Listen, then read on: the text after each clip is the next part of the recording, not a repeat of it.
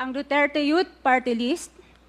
po ay patuloy na naninindigan sa Pangulong Rodrigo Duterte at pangalawang Pangulo Sara Duterte na naglingkod ng maayos, dumurog sa mga durugista, kriminal at NPA na terorista para proteksyonan ang milyon-milyong Pilipino. Bakit wala nag-iimbestiga dito o nag-iimbita sa atin sa sobrang raming Pilipino na biniktima ng mga durugista?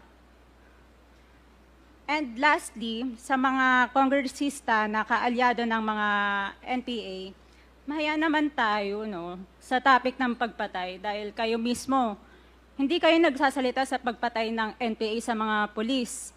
sundalo at mamayang Pilipino. Pati rin po sa mga natitirang resource persons na gusto mag-abogada papuntang ICC, si Attorney Maria Cristina Conti,